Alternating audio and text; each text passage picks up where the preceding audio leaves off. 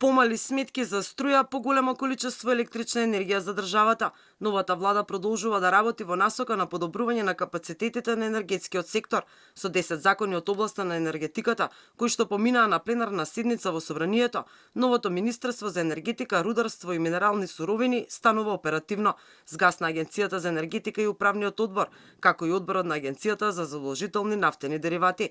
Вработените од двете агенции, како и директорот на Агенцијата за задолжителни деривати, одат под капата на новото министерство, со кое ќе раководи министерката за енергетика Сања Божиновска.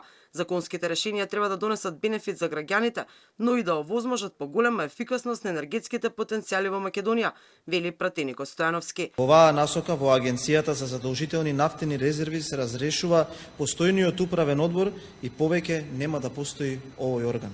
Надлежностите на управниот одбор преминуваат кај Министерството и кај директорот. Накратко, укинуваме два управни одбори, еден директор и една институција.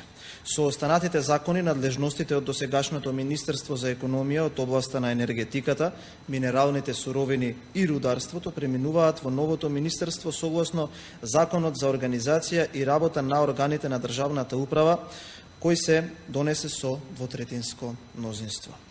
Со изгласаните закони кон новото министерство преминуваат и сите останати надлежности од областа на енергетиката, рударството и минералните суровини, што досега беа во рамки на Министерството за економија. Енергетиката не е единствениот сектор во кој власта создава услови за поефикасно управување.